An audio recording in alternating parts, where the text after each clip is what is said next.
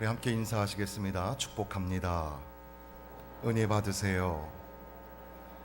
다시요. 축복합니다. 네, 은혜 받으세요. 오늘도 함께 사랑의 교제 인사가 있으시기를 바랍니다. 오늘 하나님 말씀을 통해서도 하나님과의 만남, 그리고 주께서 우리에게 하시는 말씀들을 들을 수 있기를 바랍니다.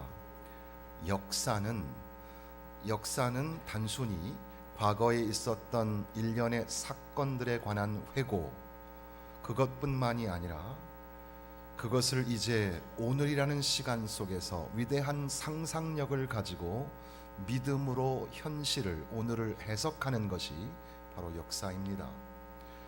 그리고 거기에 나타나는 상상력은 단순한 신화적, 세상에 말하는 신화적 상상력이 아니라 믿음을 수반하는 위대한 상상력을 가지고 과거의 역사를 오늘의 믿음으로 해석해 나가는 것, 바로 그것이 역사입니다.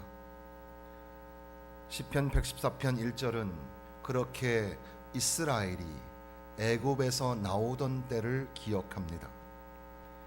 야곱의 집안이 언어가 다른 민족에게서 나올 때를 다시 기억합니다. 그러니까 역사를 기억한다는 것은 굉장히 중요합니다. 오늘을 어떻게 살 것인가가 바로 과거에 우리에게 베풀어 주신 하나님의 은혜를 기억함에서부터 출발하기 때문에 그렇습니다. 이스라엘이 애굽으로 들어간 때가 얼마였던가? 요셉의 슬기와 지혜, 그리고 주께서 요셉을, 그리고 야곱의 집안을 이끌어 가셨던 때가 아주 오래전의 일이었는데, 그리고 이스라엘 백성들은 그곳에서 번성하였고 많은 사람들이 그곳에 오랜 시간 동안 정착하였습니다. 그럼에도 불구하고 이스라엘 백성들은 하나님을 섬기는 하나님의 백성이었는데, 지금 현실은 노역자가 되어서 피라밋을 세우는 그런 아버지와 할아버지와 그 대를 이어서 노예가 되어서 살아가는 처지가 되었으며, 하나님만이 세상의 왕이시며 주님만이 우리가 예배해야 할 대상이신데도 불구하고 애굽의 바로를 섬기면서 살아가야 하는 그런 구속과 속박의 시간 속에 살아가고 있는 겁니다. 그러나 하나님께서는 거기서 멈추지 아니하시고 정하시고 약속하신 그날에 그들을, 이제 이스라엘 백성들을 애굽에서 건져내시고 홍해를 지나서 광야를 통과하여 정하신 가나안 땅을 향하여 들어가게 하셨던 겁니다. 바로 그렇게 애굽에서 나오던 날에, 언어가 다른 민족 속에서 나오던 날에, 그 날을 기억하며 시편 기자는 노래하고 있는 겁니다. 오늘 우리의 삶도 마찬가지입니다. 우리가 예전에 예수님을 알지 못했던 때에 우리는 세상과 짝하여 살았고, 그리고 세상 속에서 하나님 아닌 다른 것을 예배하며 살았는데, 어느 날 하나님의 놀라우신 은혜가 나에게 임하여서 예수님을 믿게 되었고 영접하게 되었고, 그 놀라운 감격의 순간으로 나 같은 죄인 살리신 그 은혜의 놀라와 그 크신 하나님의 사랑이 너무나 크다고, 지금까지 지내온 것이 주의 크신 은혜라고 그렇게 고백하며 오늘 여기까지 오게 되었습니다. 더군다나 2절에 보면 유다는 여호와의 성소가 되고 이스라엘은 그의 영토가 되었도다. 유다 그리고 이스라엘은 여호와의 성소가 되었고 그의 영토가 되었다는 이 그의라는 말이 굉장히 중요한 말씀입니다. 그들을 이끌어내신 하나님, 그들은 10가지 재앙, 어떻게 보면 10가지 재앙은 애굽에서 그들이 섬기고 있는 신들의 형상을 닮았습니다. 그런데 그 10가지 재앙을 통해서 그들을 다 물리치신 하나님, 그들을 이끌고 애굽에서 출발하였습니다. 뒤에서는 바로의 군대가 쫓아오고 앞에는 홍해가 가로막고 있습니다. 그러나 하나님께서는 모세의 지팡이를 사용하셔서 홍해를 갈라내었습니다. 그 길로 이스라엘 백성들은, 그 수십만의 이스라엘 백성들은 그 길을 건너갔고, 그 장엄한 그런 광경을 통하여서 구원의 역사가 진행되고 있었습니다. 요단을 건널 때 여호와의 법궤가 들어서자 흐르던 강물이 멈추었습니다. 토롱성 같았던 여리고성이 무너졌습니다. 그렇게 하나님이 그들과 함께 하셨던 겁니다. 그런데 이스라엘 백성들은, 그리고 지금 이스라엘의 그 역사를 해석하는 오늘 시편 기자는 바로 그 사건 속에서 이제는 유다의 성소, 바로 유다의 성소는 하나님의 성소가 되고 이스라엘의 영토, 그러니까 오늘날로 말하면 국가의 3요소, 국민 영토 이런 거 있잖아요. 마찬가지로 당시의 이 배경으로 보면 하나님 나라를 상징하는 것은 그 영토와 그 성소인데, 성소는 하나님이 계신 곳이고 영토는 곧 하나님이 다스리시는 땅이라는 것을 이들이 고백하고 있는 겁니다.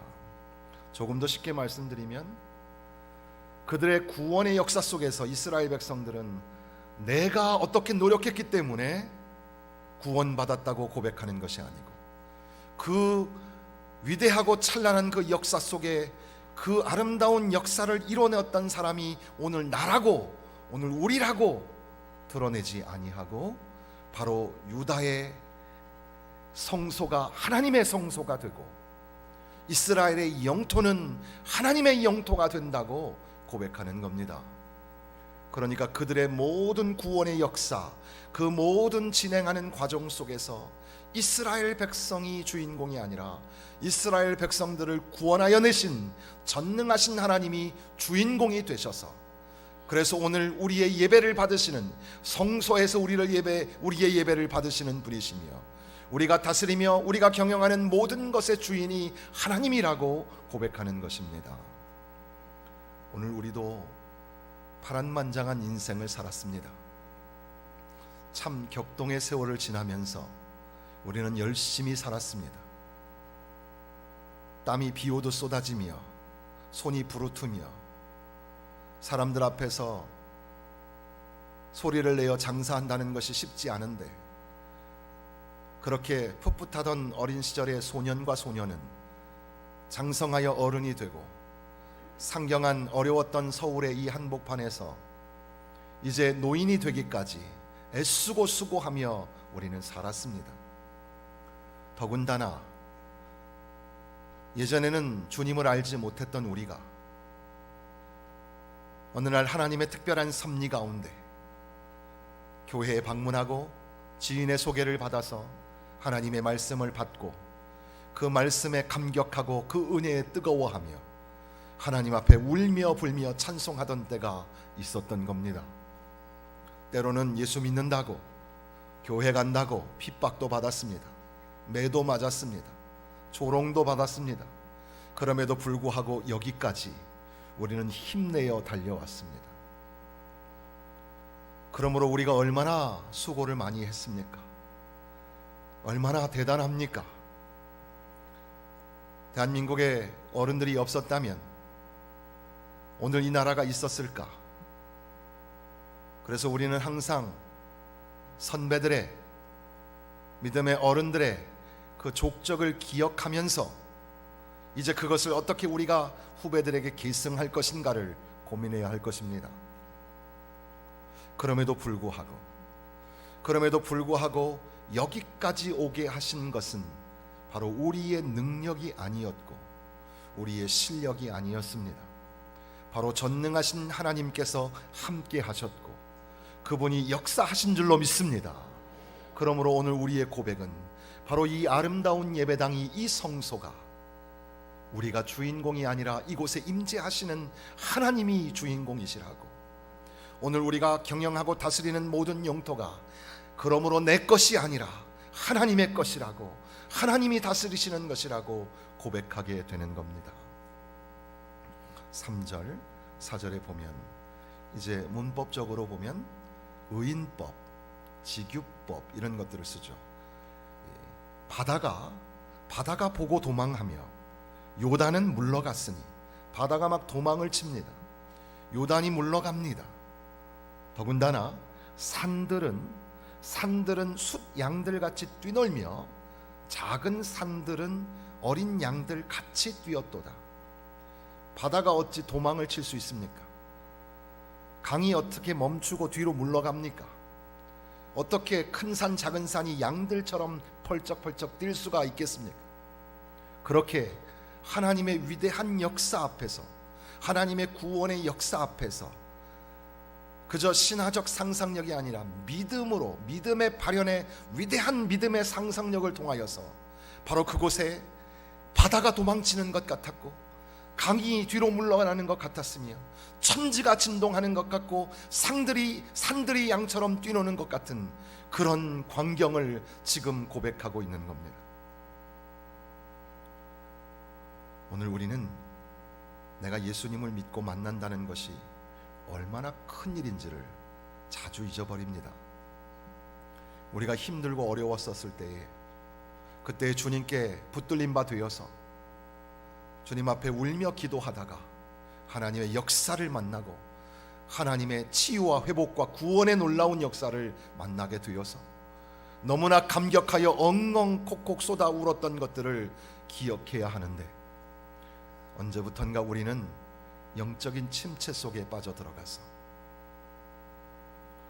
바다도 도망치고 강도 물러나며 산들로 양들처럼 이리 뛰고 저리 뛰고 하는 그런 놀라운 광경이, 그런 감격과 그 은혜가 사라진 채 그저 나무처럼 돌처럼 목석 같은 그런 신앙생활을 하고 있는 겁니다. 우리 같은 사람이 예수님을 믿게 된다는 것, 그리고 그로 인하여 우리의 성품이 변하고, 예전에는 교회 나가는 사람을 핍박했던 내가 지금은 이렇게 예배당에 앉아서 머리를 숙이고 귀를 쫑긋하며 주의 말씀을 듣는다는 것 자체가 얼마나 기적 같은 일입니까? 하나님의 놀라운 은혜가 아니고서는 우리가 이곳에 있을 수가 없는 건데, 그럼에도 불구하고 우리는 여전히 그 얄팍한 고상한 인격으로 하나님 앞에 꼿꼿이 목을 세웁니다. 바다도 도망치고 강도 멈추고 산도 이리 뛰고 저리 뛰는 것처럼 우리도 주님 앞에 서면 그저 손들고, 산들이 뛰는 것처럼 우리도 뛰어야 하고, 바다와 강들이 멈추고 뒤로 물러나는 것처럼 그 놀라운 광경 앞에 우리도 서야 하는데, 5절 말씀에 보면 이제는 수사 의문문이라는 거 사용하여서, 바다야 네가 도망치면 어찌함이며 요단아 네가 물러가면 어찌함이냐, 너희 산들이 순양들같이 뛰놀며 작은 산들아 어린 양들같이 뛰노는 것이 어찌함인가. 어찌하여 웬일이니, 이런 말이죠. 왜 이렇게 뛰고 난리야, 이렇게 말하는 겁니다. 그렇게 물어봄으로써 무엇을 강조합니까? 그렇게 바다도 강도 산도 뛰고 도망치고 움직이는 것이 정상이 아닌데, 그렇게 격변하여 움직이는 그런 상황을 노래하면서 바로 그렇게 하시는, 그 모든 강과 바다와 산을 움직이시는 전능하신 하나님을 목도하게 하는 것입니다.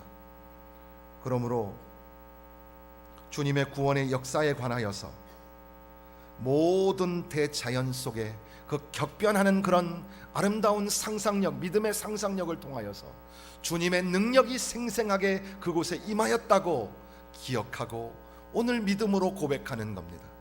오늘 우리의 삶에, 그리고 우리 개인이 예수 그리스도를 영접하여 여기까지 오는 날 동안, 그리고 우리 교회가 저 위에서부터 지금 이곳까지 내려오며 그렇게 부흥하고 성장해가는 그 모든 과정 속에서 그것이 마치 산들이 움직이고 바다와 강이 움직이는 것 같은 위대한 역사였다는 사실을 기억하고, 바로 그렇게 하시는 하나님, 전능하신 하나님, 주님의 높고 위대하심을 찬양하라는 가사처럼 천지 만물을 주관하시는 하나님 앞에 그저 우리는 그렇게 반응하며 움직이며 노래해야 될 것입니다.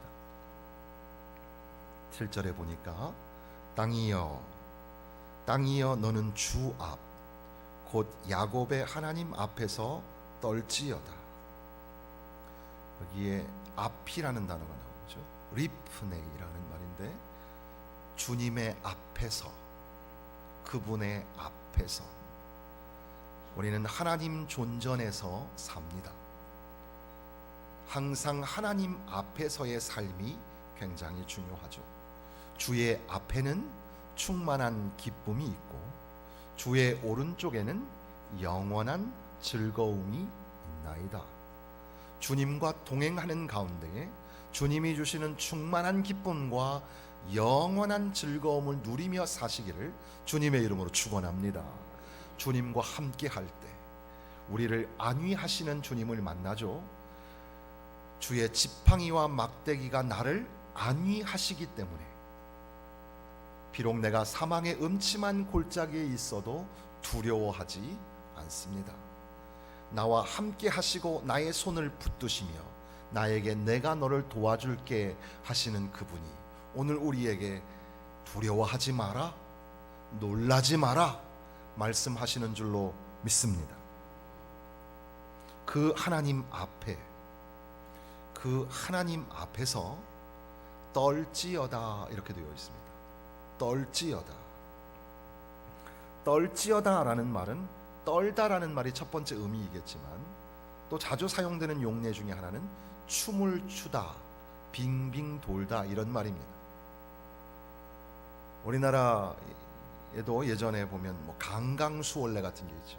그것은 이제 전쟁을 앞두고 우리도 군사가 만만치 않다라는 걸 보여주는 어떤 시위였을지도 모릅니다. 그러나 아무튼 하나님 존전에서 살아가는 사람들은 하나님 앞에 떨며 춤추며 빙빙 돌며 춤을 추는 삶을 살아가야 한다는 겁니다.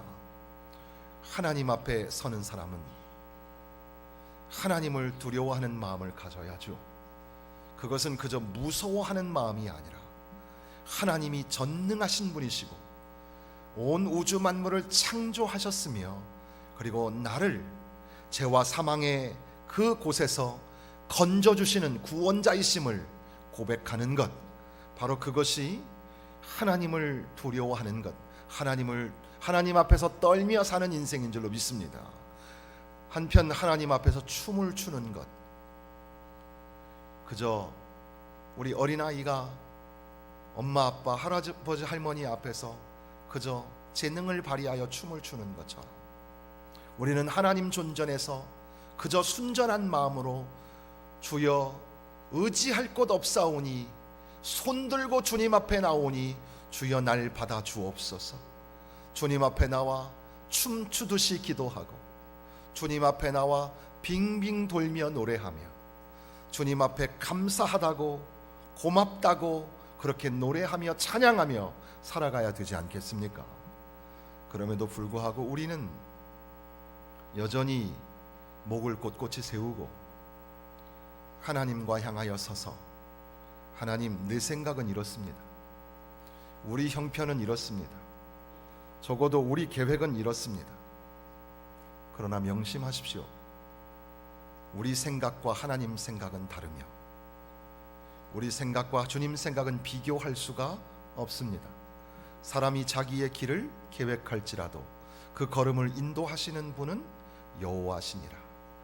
사람의 그 마음의 경영이 사람에게 있어도 그 일을 이루시는 분은 하나님이시라. 그러므로 하나님의 생각과 우리의 생각이 다르다면 주여 주님 뜻대로 하여 주옵소서. 내가 결정한 것은 이것이지만 주님이 원하시는 것이 이것이라면 이것으로 옮기게 하여 주옵소서. 내가 결정하고 선택하고 계획한 것이 이것이었는데 그럼에도 불구하고 주님이 이쪽으로 가라 하시면 그곳으로 방향을 틀고 또 그곳에서 멈추고 그곳에서 순종하며 살겠습니다. 하나님 앞에서 떤다는 것은, 유진 피터스는 이런 말을 하였습니다. 혁신적인 남자는 땅 앞에서도 제단 앞에서도 떨지 않고 주도합니다. 기술적인 여자는 살림 앞에서도 천사의 무리 앞에서도 떨지 않고 침착하게 계산자를 사용합니다. 그러나 기도하는 사람들은 떱니다. 하나님이 모든 것 안에서 선을 이루시는 창조와 구원의 신비 앞에서 간절하게 희망을 안고 흠모하며 기다리는 모든 창조 세계와 함께 떱니다. 그리고 여기서 떤다는 것은 하나님 앞에서 무서워하는 게 아니라 어떻게 보면 거룩한 장난스러움, 믿음의 놀이일 거라고 말합니다. 이것은 우리가 하나님 앞에 무서워하면서 하나님 피하고 숨고 그런 게 아니라 하나님이 절대자이시기 때문에, 하나님이 전능자이시기 때문에 우리는 그 하나님 앞에서 우리의 목을 꼿꼿이 세우고 우리의 얄팍한 고상한 인격체로서 힘주는 것이 아니라 그 하나님 앞에서는 우리의 힘을 빼고 우리의 손을 들고 하나님 앞에 떨며 하나님 앞에 춤을 추며 살아가야 한다는 겁니다. 마지막 절에 보니까 그가 반석을 쳐서 못물이 되게 하시며 차돌로 샘물이 되게 하셨도다. 우리가 주목하는 것은 이스라엘 백성들이 애굽을 떠나서 광야에 들어서서 홍해를 가르는 역사가 일어난 것뿐 아니라 반석에서 물이 나왔습니다. 차돌에서 차돌이 샘물로 변하는 역사를 보게 되었습니다. 오늘 우리의 삶, 그러므로 역사는 과거의 일련의 사건을 믿음의 상상력을 통해서 오늘 우리의 믿음으로 해석하는 것뿐 아니라 바로 그 역사가 오늘의 새 힘이 되고 용기가 되어서 과거에 받은 은혜에 멈추어 있지 아니하고 오늘 나에게 부어주시는 샘물 같은 은혜, 샘솟는 기쁨, 강 같은 평화, 그것을 누리며 받으며 살아가야 하는 것이지요. 그래서 오늘이라는 시간에 반석에서 샘물이 터쳐나는 것을 우리가 목도하며 오늘 말씀을 통하여 예배를 통하여 우리 삶에 전적으로 간섭하시고 주관하시는 하나님을 통하여서 하나님의 은혜를 채우며 기쁨과 감사를 채우며 살아가야 할 것입니다. 그래서 이사야 12장에 보니까 애굽의 이야기를 기억하는 가운데에 너희에게 놀라운 구원의 역사가 일어날 것이다. 이사야 12장 2절에 보니까 보라, 하나님은 나의 구원이시라. 내가 신뢰하고 두려움이 없으리니 주 여호와는 나의 힘이시며 나의 노래시며 나의 구원이심이라. 그러므로 너희가 기쁨으로 구원의 운물물에서 기르리라. 구원의 샘에서 물을 얻으리라. 구원의 샘에서 물을 기르리라. 구원의 샘에서 주님이 주시는 샘솟듯 올라오는 기쁨과 한없이 나려주시는 그런 은혜의 단비가 오늘이라는 시간 속에 다시 찾아오고 또 다시 찾아오는 그런 삶을 살아가야 될 줄로 믿습니다. 그러므로 과거의 역사, 그것은 단지 구원의 사건, 그것에 관한 무미건조한 보도가 아니라 그것이 오늘의 되새겨서 다시 읽을 때에 그리고 믿음의 위대한 상상력을 가지고 바다가 도망치며 강들이 멈추어 서며 그리고 산들이 양들처럼 뛰노는 것처럼 오늘 우리들도 주님 앞에 감격하며 그 하나님이 주신 놀라우신 은혜의 경험으로 기뻐 뛰며 춤을 추며 주님 앞에 떨며 두려워하며 오직 하나님이 베풀어 주시는 반석에서 샘물이 터치는 것 같은 샘솟는 기쁨, 주의 놀라우신 은혜와 주님이 주시는 참된 평안을 누리면서 사시기를 주님의 이름으로 축원합니다.